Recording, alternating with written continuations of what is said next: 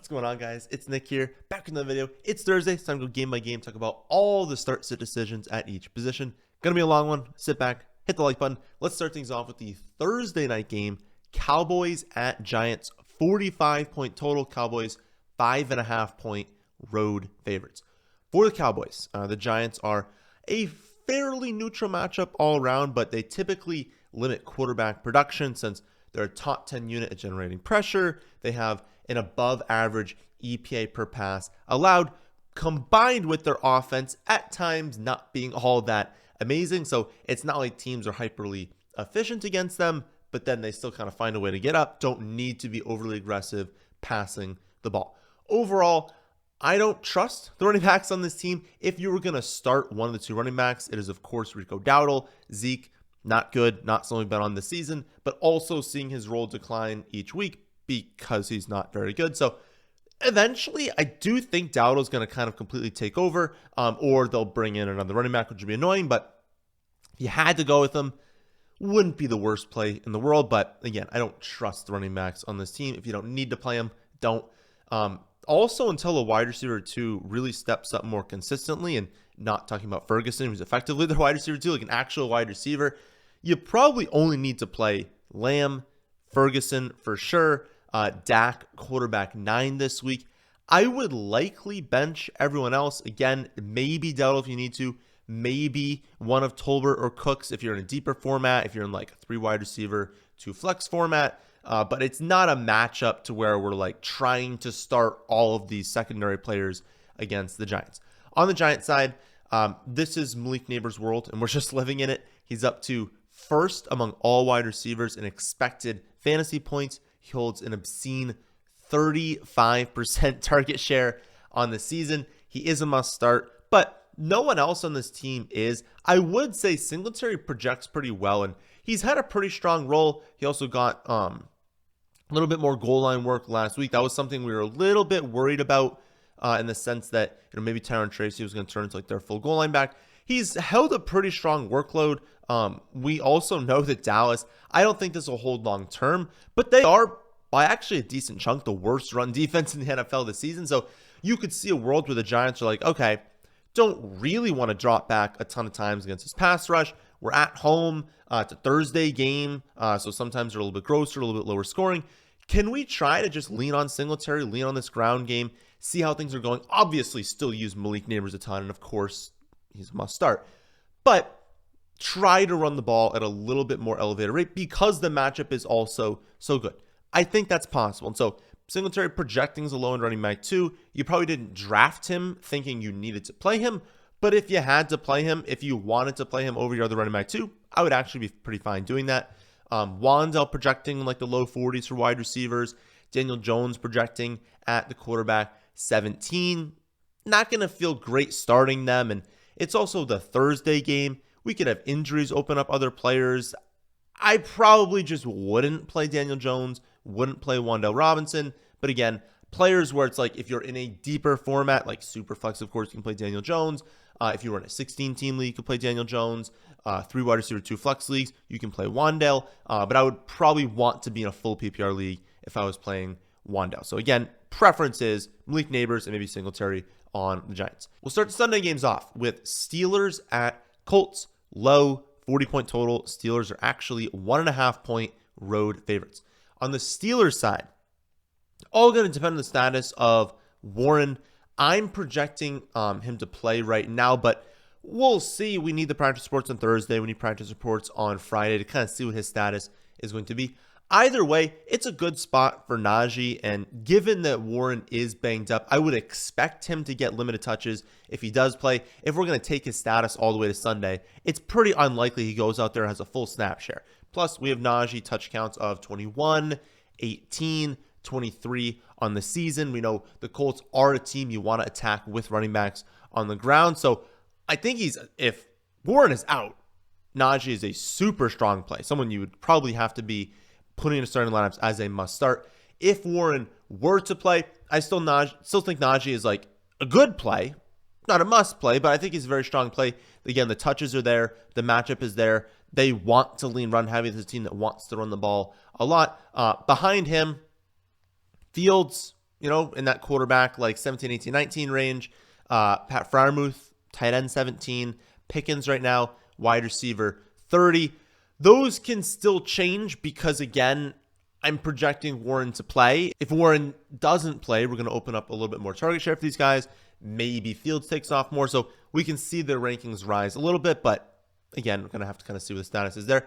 It is tough to trust this passing offense, though. And this doesn't project as a spot where they're likely to need to air it out, because this is not a team that's going to want to go pass heavy unless they get down by like 10, 14 points. Like they can't fall behind. They need to like really fall behind by multiple scores. And it's pretty unlikely that happens. They have a very strong defense. The Colts offense hasn't been amazing. And so at worst, this game is probably going to be at least relatively close. And so they can still kind of just lean with their running backs, play conservatively. And that's not amazing for some fantasy. I'd be totally fine if you had to play George Pickens because he can win unlimited volume. But again, I'm not expecting like a 10, 12 target game for Pickens here. Total is low. They should run the ball. They want to run the ball. It just makes a lot of sense. It's more a Najee game than a Pickens game. On the Colts side, this is a very poor spot for the wide receivers, especially Pittman. It's okay for tight ends, but the Colts don't really use their tight ends, so it's a pretty bad matchup for the Colts all around. I gave a full take on Richardson in yesterday's trade video, so watch that for a much longer take, but I would keep rolling with him for at least one more week, understanding, though, that this is a really difficult matchup. It's nice that they're at home. It's nice that he has Downs back, but I'm projecting low volume yet again. I'm only projecting 19 points for the offense. I'm projecting a pretty high rushing touchdown rate, which will help Richardson because he will run touchdowns in the season. But of course, that helps Jonathan Taylor more.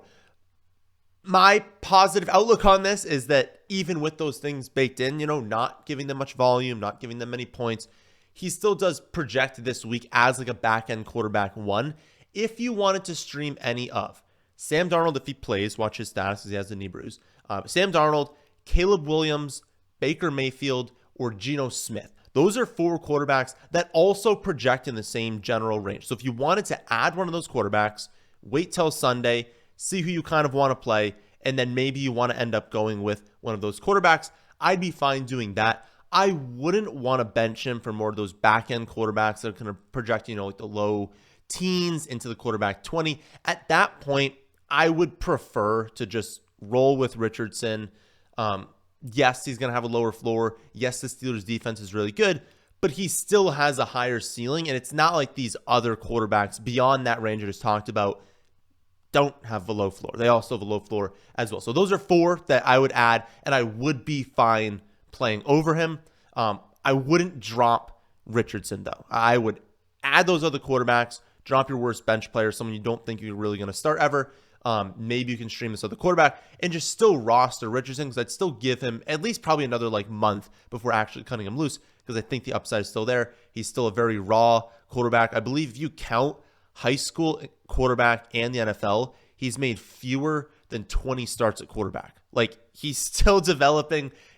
Maybe the development is happening a little bit slower than we'd like, but it's still definitely possible that, as we work our way through the season, he develops a little bit more and is someone that you definitely would not want to have dropped. But behind Richardson, JT's a must start every week. Can't bench him. And then Pittman projects as a fringe option, but again, really bad matchup. Wide receiver 33-34 right now. If possible, I would bench him. It's a really bad cornerback matchup. The volume's not going to be there. The efficiency is not going to be there. It's not a spot where I expect any sort of ceiling for Pittman. And so if he's going to project at 33, I don't really see an outcome here unless he gets really lucky with touchdowns that he ends up top 15. So I would prefer someone else.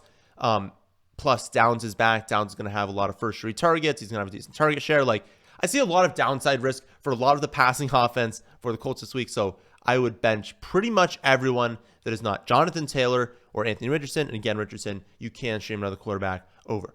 Vikings at Packers is up next. 43.5 point total. Packers 3-point home favorites. For the Vikings, the Packers are a slightly positive matchup all around. And this offense, has been rolling recently. It's an offense we want to be investing in.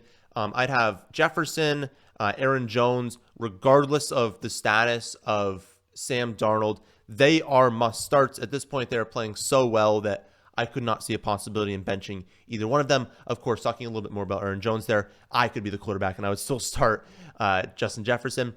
It seems like Love is trending towards playing on the other side, and because we have questions on both sides, right? We don't know if Sam Darnold's going to start. We don't know if Jordan Love is going to start. If we do get both of these quarterbacks playing, this game has a lot of upside, and I would really like the players on the Vikings side because the other side is more likely to keep pace, to push them on offense, and then, of course, their quarterback will be playing as well. There's just a lot of combinations here, so I would watch the rankings, see how they change, because the rankings is going to change based on every combination of who is starting. But yeah, Jefferson, Jones, I would start them pretty much regardless.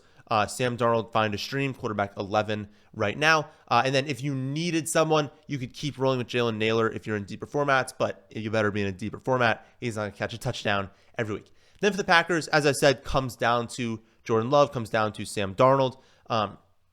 Tough matchup for everyone except for the wide receivers, but if we can get Love back, the upside is going to take care of the matchup there. I would start Jacobs as a running back 2 regardless. Reed projects as like a low-end wide receiver 2 to flex play regardless, obviously becoming a much stronger play if Jordan Love is active. So if Love plays, I think Reed kind of just has to be in starting lineups. If Love is inactive, more of a flex play for Reed, but I'm going to still be playing him in my leagues regardless. It really extends more to Dobbs. Dobbs becomes a much more viable flex play if we get Love playing. If Love doesn't play, him, Christian Watson, they're more like boom bust, low-end flex plays, not players you really need to get in your starting lineup if we have Malik Willis at quarterback. Also watch the status of Tucker Kraft. I think he's going to play, but if not, if you needed a streaming tight end, Luke Musgrave would be viable as an option. He'd get basically like 100%, like a 98% snap share. He would get all the tight end targets. That doesn't mean he's going to do anything this week, but it'd be a decent role. If you really needed someone to stream, he'd be an option. He's probably available in like 99% of leagues. Next up, we have the Jaguars at the Texans, 45.5 point total. Texans up to 6.5 point home favorites because the Jaguars looked horrible on Monday night. They've looked awful all season. Trevor Lawrence has completed only 53% of his passes. They have yet to score 18 points in a game. Lawrence is averaging 187 passing yards a game, only has 2 total touchdowns, and does not run it. So he's not getting any of that on the ground or any like extra on the ground for fantasy. This is the worst matchup for running back efficiency, plus their road underdog. So if Lawrence continues to struggle, it could be a really, really long day for the Jacksonville Jaguars. It was nice to see Christian Kirk finally get usage last week, so hopefully that continues into this week.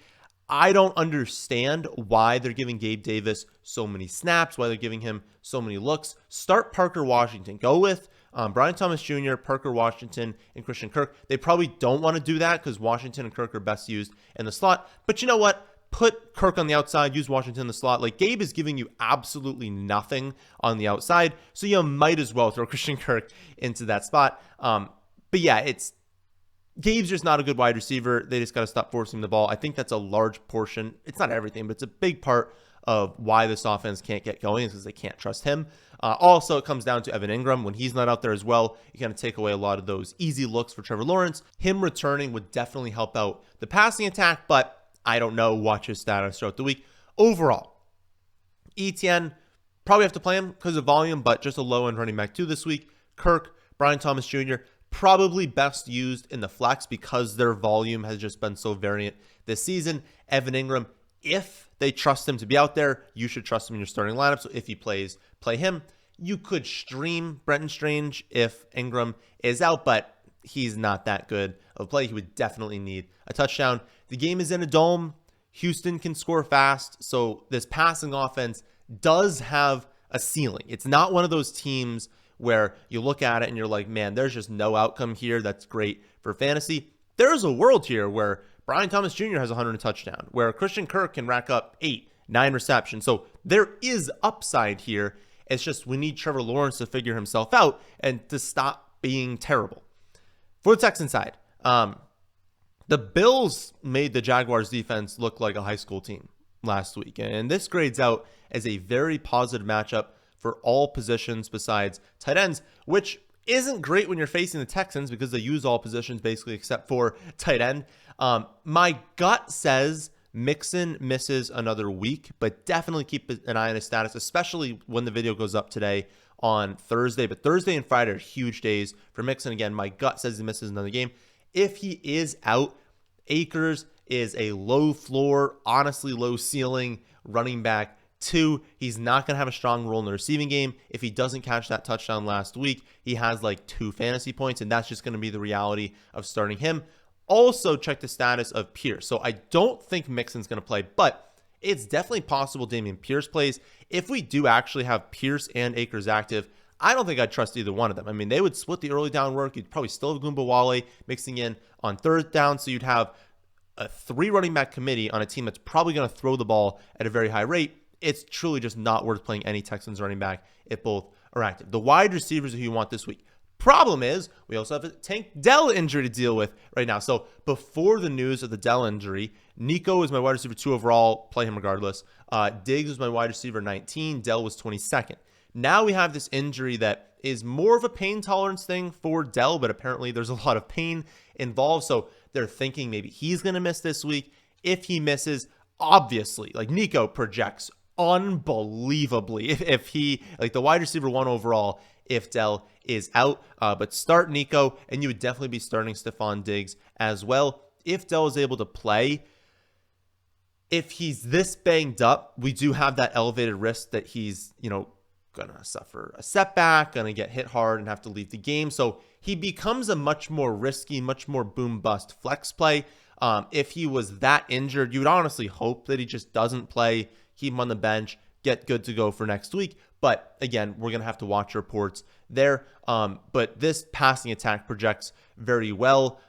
Schultz doesn't project well, but if Dell were to be out, maybe he gets more run. I don't know, though. Maybe they go with Mechie. Mechie was tearing up camp. A ton of teams were trying to trade for him, and now they're not using him in season. If Dell is out and they just activate Mechie, that might actually not even be a positive for Schultz because Mechie's probably going to have a pretty decent game. So overall, you want to start the pass catchers for Houston. You want to start CJ Stroud, but the odds are you're not starting Schultz. You're not starting the running backs. Next up, we've got Saints at Falcons, 42.5 point total. Falcons, 1.5 point home favorites. For the Saints, not a great matchup, but not like a horrible one. Like this isn't a defense where you can't start anyone against, but they are road underdogs. The Falcons do have a decent defense. They also took a pretty big step back last season.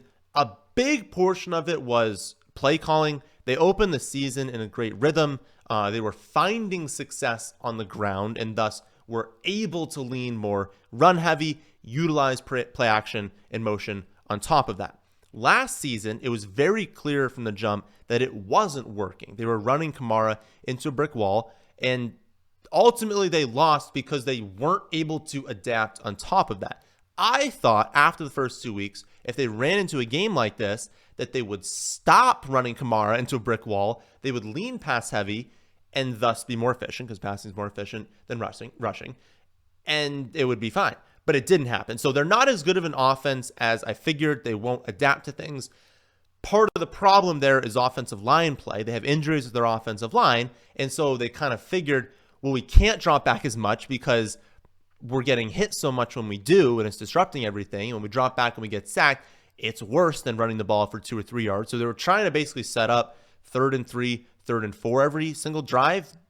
But the issue was they weren't converting on those third downs. And so you can't set up 3rd and 3, 3rd and 4 if you're not going to convert on 3rd and 3 or 3rd and 4. So it was a really tough game for them overall. Regardless, if Kamara is able to play, because he's also banged up, the amount of injuries from high-end players this season is absolutely crazy. And the amount of teams that have like multiple star injuries is also crazy. It feels like every single game we go over, it's like, well, here's what would normally happen, but their 2 best players are also out. So now we have to adapt from there. So we will see if Kamara is able to play. If he is, obvious must start. He's getting like 25 touches a game. They're like trying to injure him on offense, but definitely play him.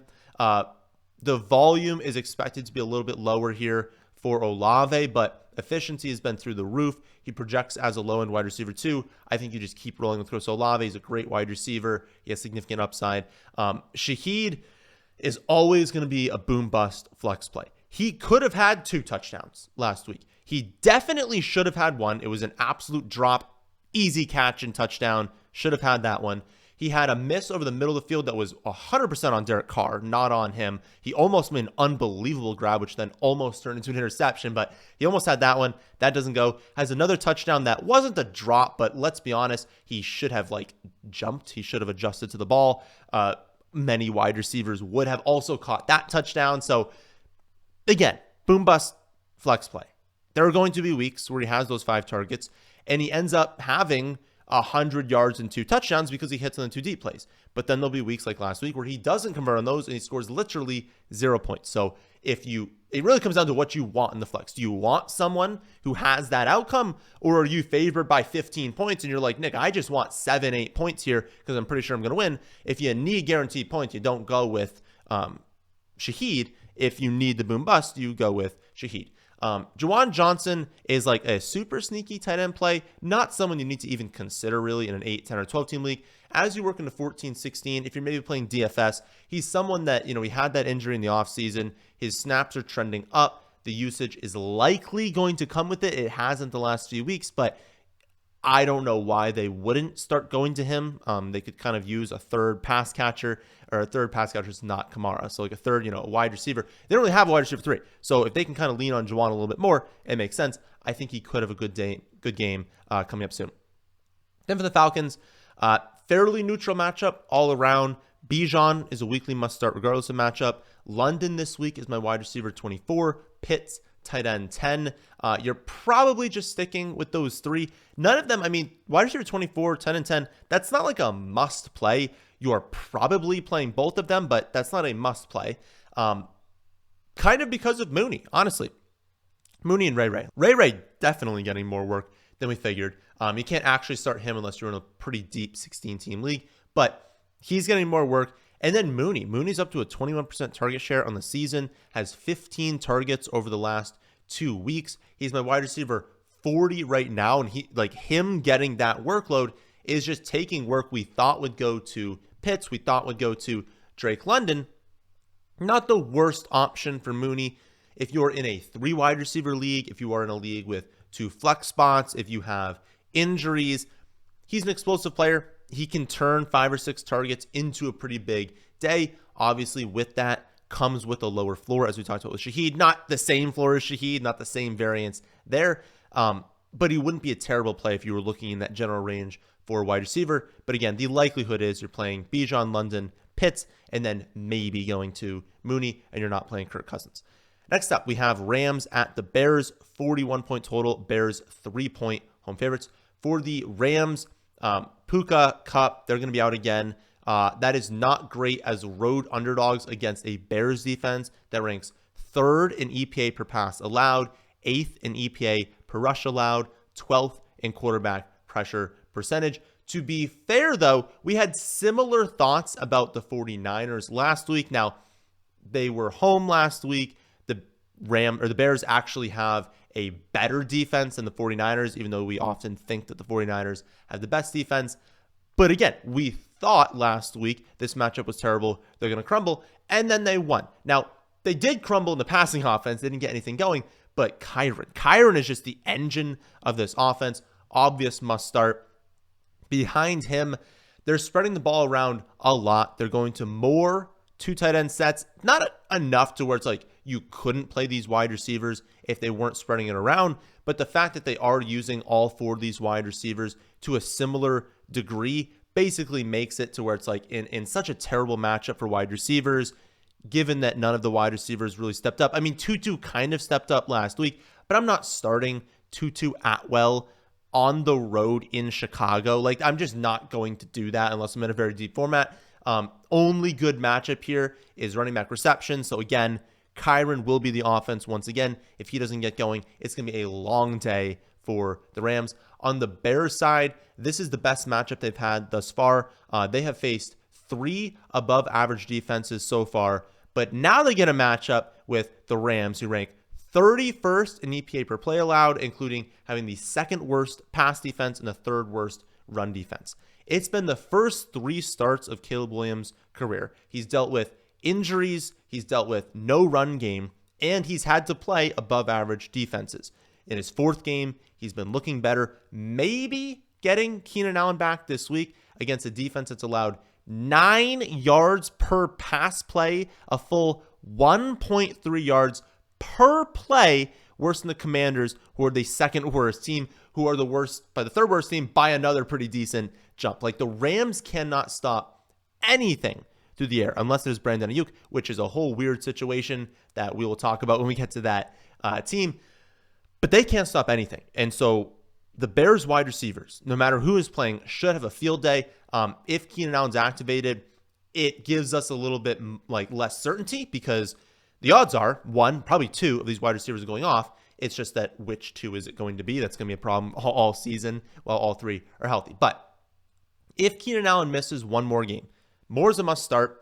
Honestly, a Dunze would be a very strong start. I wouldn't probably categorize him as a must start, because you may have drafted him as like your 5th wide receiver. And if you did hit on 2 or 3 of those wide receivers ahead of him, he's not a top 10 wide receiver. So if you kind of have multiple of that, maybe he's not a must start, but he'd be a very, very, very good play this week. If Keenan Allen is in, I think DJ Moore is still a must start. Keenan Allen would be a very strong start. And Odunze would basically like match Keenan Allen. He'd project very similarly. And like, we kind of wouldn't know, because like Odunze opened the season injured. You have Keenan Allen coming off of an injury. You've got Odunze developing, but Keenan Allen being someone who had a huge expected target share, or huge target share, huge amount of expected fantasy points in week 1.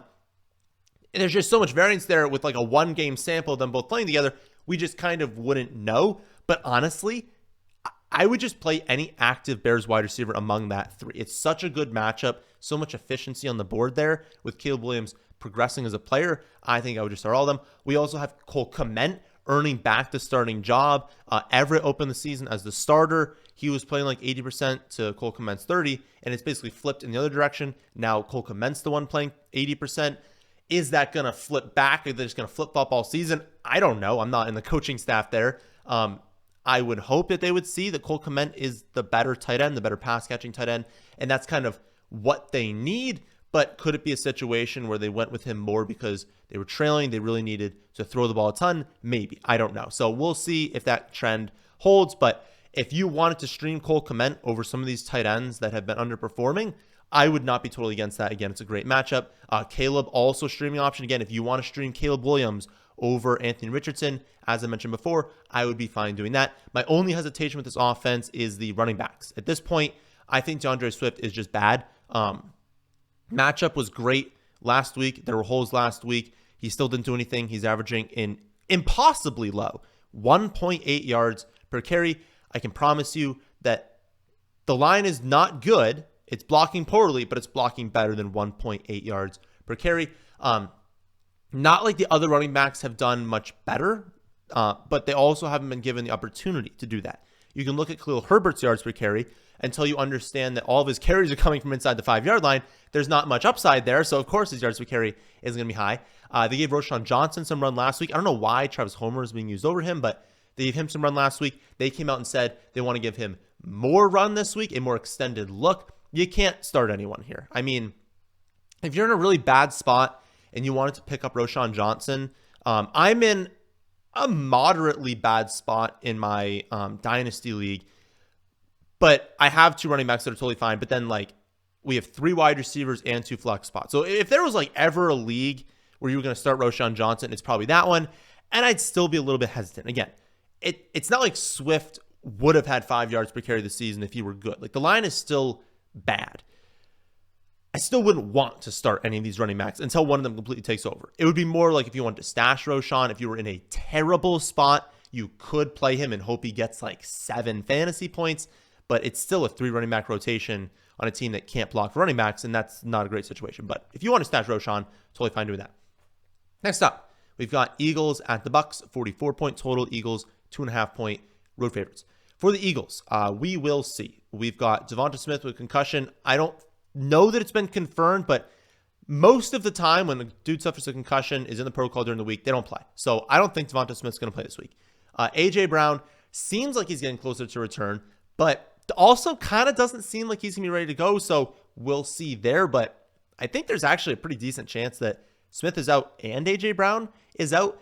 I suppose it's possible Dotson does something if both of those guys miss. But in reality, you're starting whoever's active between Jalen Hurts, Saquon Barkley, Devonta Smith, A.J. Brown, and Dallas Goedert. When people miss from that group, it just makes the other ones better, and it would make, obviously, Goddard, Saquon, and Hurts obvious must-starts. I just don't think they have enough talent, or at least can use their talent well enough with Dotson's case, that unless you were in an unbelievably deep league, you got to just stick with that core when guys are out and understand that maybe one of these other guys catches a touchdown, but you can't trust any of them. Then for the Bucs, Evans, Godwin, must-starts this week. Evans has had some tough matchups. He's not projecting as a wide receiver 1, but he's projecting as like a pretty much a must-start. I think a top 15 wide receiver. I think this could be an Evans week. Again, he's had some difficult matchups. He's had some matchups where it favors a slot wide receiver a lot more. Godwin's kind of been going off.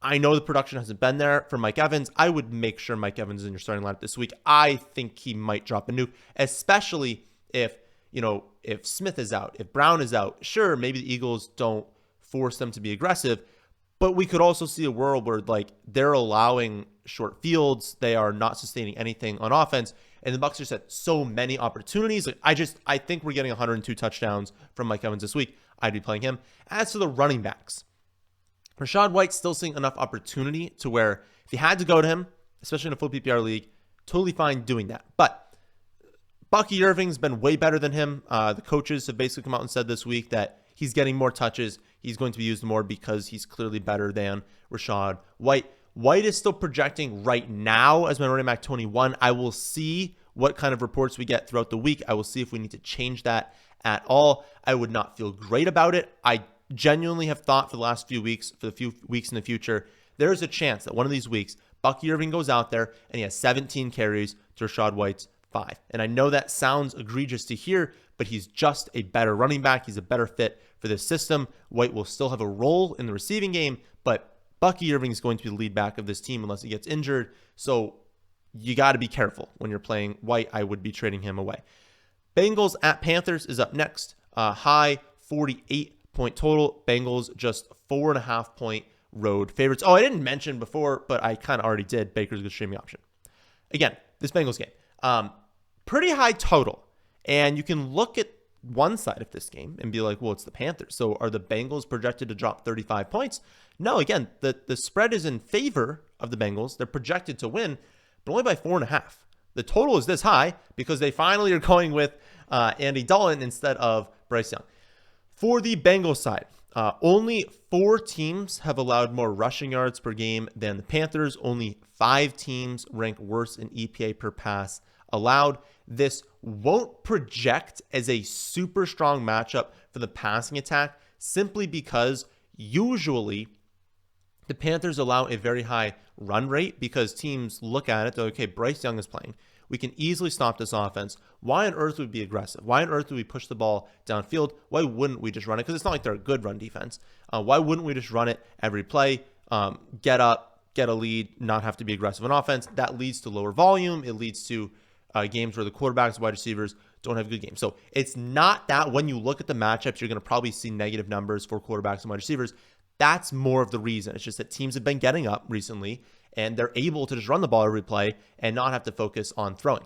With Dalton at quarterback, the Panthers are much more likely to keep pace, much more likely to force the Bengals to actually throw the ball and not lean on the running backs to win. So Burrow, Chase, must starts, Higgins, strong flex play. Mike Gesicki is projecting right now as a low-end tight end 1. He's up to 3rd in expected fantasy points among tight ends this season. He's maintained a very surprisingly high role last week. It was a poor matchup for tight ends, and we had the return of Higgins, so I kind of felt like Gesicki was going to go away. He didn't. He has a role on this team. He's a pretty good streaming option this week. Then for the running backs, I think they're going to eventually use Chase Brown more. I don't know why they're not using him more. He's outplayed Moss by a pretty sizable margin, but I don't know that we can trust him yet. I still think we're playing Zach Moss until we get that role increase for Chase Brown, but I do think that role increase is coming. But yeah, Moss is like a low-end running back 2 this week. Then for the Panthers, they looked a million times better with Andy Dalton at quarterback. Deontay broke out in a big way, 8 receptions, 122 yards, and a touchdown. Thielen is set to miss at least 4 weeks, probably closer to a month and a half, maybe even 2 months. So Deontay's set up really, really well here. Also worth noting that this Bengals defense has been terrible. They're down to 4th worst in EPA per pass allowed, 5th worst in EPA per rush allowed. This is a pretty strong spot all around, and that's, again, why this game total is so high. This is the 2nd highest total game of the week. We are used to seeing Panthers game with the lowest because the Panthers can't score points. Deontay's a wide receiver 21. Leggett is like in the mid-40s right now. Chuba is a high-end running back 2. Dalton isn't going to project amazingly because it doesn't run the ball, but if you're in a bind, if you need a streaming option at quarterback, if the ones I mentioned aren't available, Andy Dalton is not a bad offense. Again, he's not going to project well, but there's a world here where the other side gets going. You know, we see the Bengals score 27, 28 points. Dalton needs to be aggressive. He has weapons. He has a good scheme, and the Bengals defense is really bad. And so I could see a world here where Dalton has another game where he has 300 yards and 2 passing touchdowns. Likelihood is, though, you're starting Deontay, you're starting Chuba. If you needed to go to Leggett as a lower-end option, you could do that. That's probably the end of what you're starting for them this week. Final 1 o'clock game is going to be Broncos at Jets. Very low, 38.5 point total. Jets, 7.5 point home favorites, meaning the Broncos are projected to only score 15.5 points. For the Broncos, it's a horrible spot. The team has looked really, really bad for most of the season. I never see this, but my model is projecting less than 1 touchdown. It's like 0.95 total touchdowns for the Broncos. When that happens, when you're in such a terrible spot and the offense is hopefully going to score 1, dreaming for 2 touchdowns, no one needs to be in your starting lineup. Watch the split amongst the running backs. See if Beatty gets a little bit more run this week. Sutton would be nice if the volume continued and the efficiency increased, but again, you don't need to be starting Broncos players this week. Then for the Jets, not a good matchup, but they're home. They're favored. They should score points in the spot, and the other side of this game should be pretty inefficient, should not be able to sustain drives. And so this offense can not only operate how they want, but they're probably going to get some short fields as well. Breece Hall's a must start. Garrett Wilson, still a strong play at wide receiver 2, but a really, really difficult matchup for him. You're not benching him, but you have to understand Garrett Wilson's not going to have much of a ceiling this week. Again, a brutal matchup against Denver for him. Braylon Allen, been amazing. I mean, to start the season, like, he's been awesome. If you really needed to play him, I think he's projecting right now as a running back 35. That's not a must play. That's not even that great of a play. But if you think the Jets get up here, you think they win by like 7-10 points, they want to limit the workload of Breece Hall. They want to get Braylon Allen going. I'd probably keep him as a stash. I have him in a league. I'm not playing him. But if you had to do it, like, there are worse plays. 4 o'clock games kick off with Commanders at Cardinals. Highest total game of the week at 50.5 points. Cardinals, 3.5 point home favorites. For the Commanders, Eckler's going to miss this game with concussion. So Brian Robinson is an auto start, a clear-cut running back 1. Jaden Daniels also a must start, just given how good he's been. I don't think this team has punted since week 1, like 2 consecutive games of not punting. Like, he's been amazing. The mobility of him, top 5 play, like, at this point on. I would also roll with McLaurin again in the flex spot this week. This is never going to be a high volume passing attack. They'd have to get down by a decent amount to actually be high volume, but McLaurin is their alpha. There's just too much talent there and too good of a game environment for me to bench. He did win me my matchup by 1 yard on the final play last week, so maybe this is just me owing him a few starts going forward. But if it's close and you've got a player in this game as opposed to another game, it's by a good chunk the highest total game of the week. And if you remove the second best game, that game we just talked about, it's by a very sizable margin the best game of the week. Does it mean it's going to explode? No, but this game has the best chance to be one that's like 30-34. And if that's the case, as a tiebreaker, you want players in this game. Only other option I would say is Ertz if you need a streaming option at tight end. I prefer Cole Kmet. I prefer Mike Gesicki, but Ertz would not be a bad option either. Then for the Cardinals, this is a smash spot. The Commanders are last in EPA per play allowed, thanks to ranking by far last in pass defense. They are the number 1 matchup for running backs, number 1 matchup for quarterbacks, number 3 matchup for wide receivers. As we've been over before, a poor matchup for tight ends, but the game environment is so good that it's like just play everyone here.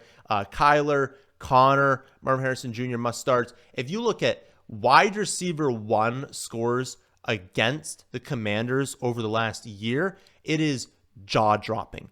Every wide receiver 1 posts a nuke against the Commanders. He will be the ladder of the week. If you look at the Saturday video, Marvin Harrison Jr. is going to drop an absolute nuke here. And that's not even considering McBride. There's a chance McBride doesn't play this week with a concussion. If he's also out, oh my goodness, the upside of Marvin Harrison Jr. this week is absolutely crazy. He could have 150 and 3 touchdowns. That's obviously a very high-end outcome, but man, is he going to be a good play this week.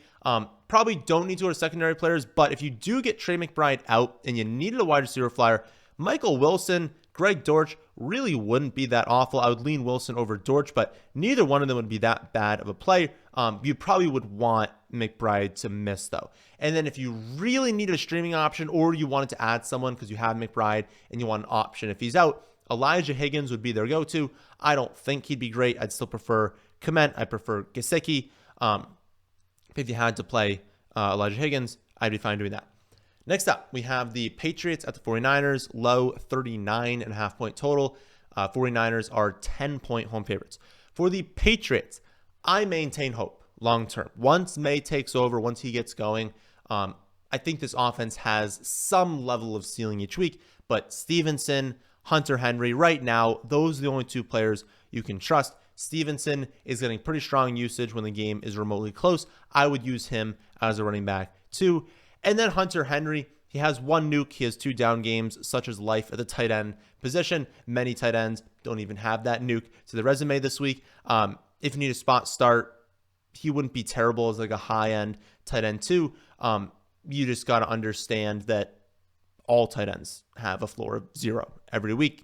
Literally all of them this season. Then for the 49ers side, depends on injuries. Right now, my guess is like McCaffrey can't play. I don't think Debo is going to play, but I think Kittle could return. You kind of have to just watch practice reports. You are starting Jordan Mason, obviously. You are starting Brandon Ayuk.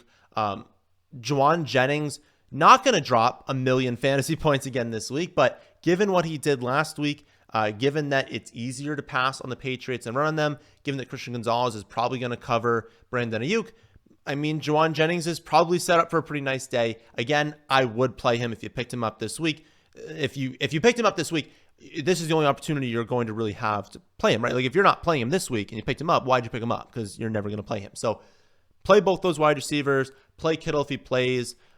Play Jordan Mason. Again, low total, but most of those points are on the 49ers side. They're probably going to win this game. Probably going to score a decent amount of points. Not going to score like 40, but they're probably going to score into the mid-20s here. I would play them. And then Purdy would be fine to stream, but as always, he doesn't really have any sort of ceiling. Next up, we have Browns at Raiders, low, very low. 37-point total. Raiders, 2-point home favorites. For the Browns, they need to start Jameis Winston. Like, I truly don't know when that's going to happen, why it hasn't happened yet, but Njoku, Cooper, they're going to eat when Winston finally starts this week. Honestly, they're probably buy lows right now for that simple fact. Njoku, I don't know who's going to play yet, but what I'm saying there is it's probably going to be in the future when Winston does start. If you buy low on them right now, the offense has looked very, very, very, very bad with Deshaun Watson at quarterback. But when they transition to Winston, they're probably going to look very, very, very good. And so I would be going to these two in the trade market. Cooper had a really nice game last week. He's had at least 8 targets in every game. But again, the efficiency has been super low because Deshaun Watson has been so bad. I'd play him this week, but it's only as a low-end wide receiver 2. Behind him, Ford is fine in the flex. Judy is fine in like the second flex, maybe in a 3 wide receiver league, your flex spot. For the most part, Cooper is boom bust until Winston is starting, and I wouldn't start the backup tight ends until Njoku is active.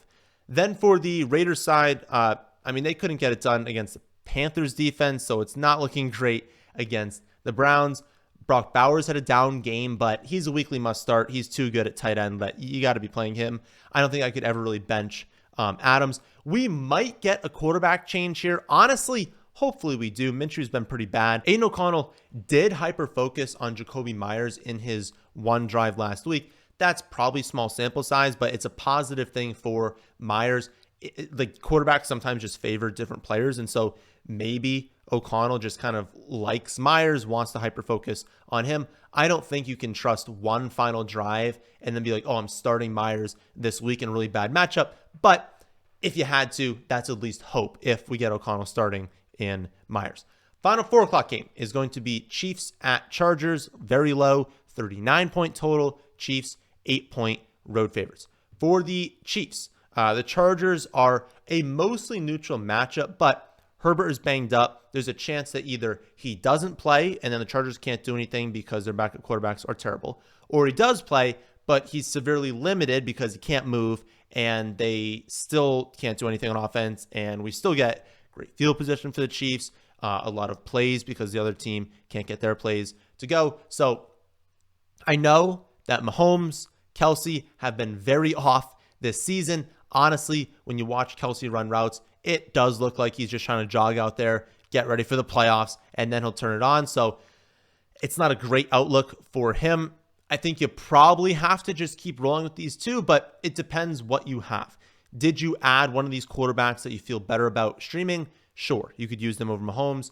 If you added a tight end that you feel better streaming than Kelsey, sure. I would say probably still this week, given that they're probably going to have a ton of opportunities on offense, I would still start all of Mahomes, Kelsey, Rashee Rice. I would have Worthy as a boom bust flex play. I would have Steele as a fairly low-end flex play, but I do think he's the most likely running back to score. They are going to activate Hunt this week, and so there's just so much variance here. I don't really think that P. Ryan's going to have any sort of like strong role on this team, but Hunt has such a wide range of outcomes. He could be complete dust, gets 2 touches for a couple weeks, and then gets cut. Like anything can happen here. Right now, Steele's my running back 34, P. Ryan is my running back 47, and then Hunt is my running back 58. If you do look last week, Steele was basically like 80% Pacheco. Like I know he didn't score, but in terms of usage, in terms of production, it was basically like 80% of what you would expect to get from Isaiah Pacheco. So if that were to continue, he'd have a pretty decent amount of value each week, especially in these games where we think they're going to be winning. But how does Hunt impact things? That's really the wild card here, and it's why he's a running back 34 and not higher. On the Chargers side, awful spot. Herbert is either not going to play or be limited. His backup quarterbacks are trash. The Chiefs have a great defense, especially against wide receivers. I truly don't know that you need to start any of their pass catchers. If you did, honestly, I'd probably prefer Ladd. I don't think Quentin Johnson has any sort of chance on the outside this week, so maybe Ladd in full PPR if you had to go there, but it's not a great play. Probably the only one you're looking at here is Dobbins as like a low-end running back 2, probably more preferable in the flex spot. Likely they're going to have to try and give him like 14 to 17 touches. You could always bust off a long play, but my recommendation would be if you have a Chargers player and you can bench them, I probably would. Sunday night game this week is going to be Bills at Ravens, 46.5 point total. Ravens actually 2.5 point home favorites for the Bills. James Cook setting the world on fire right now. 3 touchdowns 2 weeks ago, another scored this last week. He also has yardage totals of 103, 95, and 87 yards this season. It's not an easy matchup, but I don't really see any way you're benching him right now. Dalton Kincaid finally scored last week. The Ravens are an elite matchup for tight ends, providing a boost to target rate, to yards per reception, and to catch rate. If you're benching him, it's probably because you drafted 2 elite tight ends, but if you drafted 2 elite tight ends, the other one you drafted probably isn't doing very well. So I would say you're probably starting Allen, Cook, in Kincaid this week. Not sure you can trust anyone else. The only other player would be Shakir. He's my wide receiver 38 right now. His value is kind of being propped up a little bit by touchdowns. He only has 7.6 expected points per game, but because he's scored 2 touchdowns on 14 receptions, because he has a 100% catch rate, not a single target has been thrown to him and has not been caught. Because of that, you haven't noticed the limited volume. Now, he's been their best wide receiver. He's probably going to remain their most targeted wide receiver, and he's going to remain efficient because he's catching passes from Josh Allen. But I'm going to go out on a limb and say he's not going to have a 100% catch rate this year. So fine to play in the flex if you need to. Understand that the volume has been worse than the production has been. Then for Baltimore, Lamar, Henry, must starts. Flowers, my wide receiver, 19. Baltimore got up really fast last week. They leaned on the ground game. I know the end total in the box score looked like it was close. It was not. They got to a huge lead, basically ran the ball every play from that point on. It was the league's worst run defense, so it kind of makes sense that that happened. Fairly unlikely that it happens again this week, but you never know. We did go into last week thinking it was unlikely that they would travel to Dallas and just destroy them in the first half, but it happened. So you never really know what's going to happen here. I still think the most likely outcome in this game is that they still need Zay Flowers, that they don't get up by like 20 points to the Bills and then run the ball every play. Like that just feels pretty unlikely. So I would still have Flowers as a low-end wide receiver 2. Big question is what to do with tight ends. I mean, Likely has 3 receptions for 30 yards over the last 2 weeks combined. Andrews had a better game in week 2, but had 0 receiving yards in week 3. He only ran 4 pass routes. Like, that is not going to get it done, obviously. Now, a large part of that was because they didn't need to throw the ball in the entire second half, and so he didn't run any routes, but it's not good. Right now, I'm projected 12th and 13th among tight ends on the week because tight end is a wasteland of position. If you wanted to stream Kmet, you want to stream Gesicki, I have them projected better right now. I'd be fine streaming both those two. It's not like there are a million great options at tight end, so you might just kind of have to keep rolling it with them, but I would be fine benching both of them until we see a target for them. First of 2 Monday night games is going to be Titans at Dolphins, extremely low. 36.5 point total, and the Dolphins are only 1 point home favorites.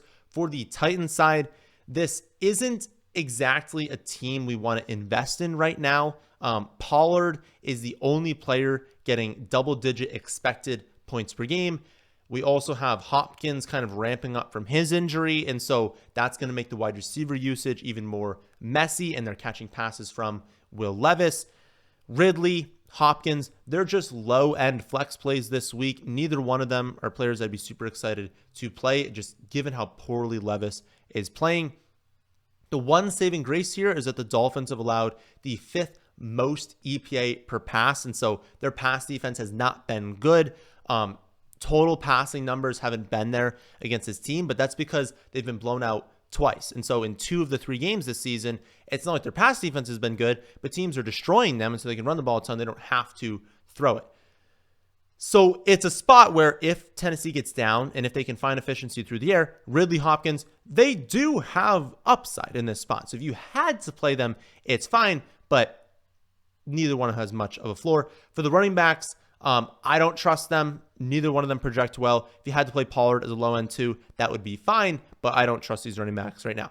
As for the Dolphins, we'll see who they start this week. Let's hope it's Huntley because Skyler is just really, really bad. Never bench Tyreek Hill. I know the production hasn't been there, but never bench Tyreek Hill. Achane, he's seen too much volume to bench as well. So you got to start those two. That basically leaves Waddle as the main decision point on this team. If Skyler starts, you can probably bench him. If we get Huntley, maybe we get a little bit more upside. Maybe we can trust him. And the flex spot really comes down to what you need. If you are an underdog, if you are not thinking you're the favorite this week, and you want to throw Waddle into the flex spot and hope that he busts off 2 long plays, 100 to score, I'm definitely okay doing that over playing someone who you're pretty sure is going to score 7 to 9 points. But if you're the favorite, if you're listen, as long as I don't get a 0 here, I'm probably going to win, then you should probably bench Waddle. Final game of the week is going to be Seahawks at Lions, 46.5 point total. Lions, 3.5 point home favorites. For the Seahawks, we did not get an update on Walker on Wednesday, so we will see how the running back looks, but the room is very easy to break down. When Walker plays, he's featured and you play him. When Charbonnet plays because Walker is out, he's featured and so you play him. Charbonnet may have earned a slightly bigger role, but they trust Walker. Walker's the one. If Walker plays, play him. If Charbonnet is the starter, definitely start him. For wide receiver, Metcalf is a must start. JSN has a pretty decent matchup this week. He's a pretty good play as like a low end 2, maybe a flex play. And then Lockett, more of a second flex play, more of a wide receiver 3, but this game has a lot of upside. If you were deciding another game where it's basically like, if you've got a player in this game versus a player in most other games and it's close, you probably want to lean towards the player in this game. The Lions are an elite matchup for wide receivers, best for slot wide receivers. So again, the matchup favors JSN, but if it's close between someone and Lockett, I might just lean towards Lockett this week. Then if you have Geno, you have Fant. Neither one of them are must starts, but again, good game environment. Both have a ceiling this week. Geno, quarterback 14, Fant, tight end 15. Comes down to what other options you have with those two. Then finally, for Detroit, Seattle's a great matchup for running backs. You're playing Gibson, you're playing Monty, both as like in that running back 10 to 15 range. Amon-Ra St. Brown, auto start every week. J-Mo, great flex play. He's coming off a down game, but that's just kind of what happens with him. Sometimes you have to accept that sometimes he's going to have a lower floor because he has a massive ceiling, right? He's an explosive player. He's someone that they're going to test deep downfield and give end arounds to. Sometimes the volume won't be there. Sometimes he'll hit for 102 scores. He's a very boom bust flex play. All these options become better if Sam Laporta misses. I do think he's going to play this week. It was, I believe, a low-grade ankle sprain, but you never really know with ankles. So see the reports there. But again, if he's out, everyone gets a bump up. Everyone becomes an even better play. If you wanted to roster one of Fant or Brock Wright, though, because you have Laporta, that would be a pretty smart decision. I don't know if Fant is available, but Brock Wright is definitely available. So if you wanted to roster Brock Wright, you wanted to take it to Monday night, and because there's nothing worse than like you have Laporta in the starting lineup, you only need like 5 points to win, and then he gets ruled out and you lose. So have an option there in case he misses, but hopefully get a status report before the Sunday games lock. So please leave a like if you watched this far.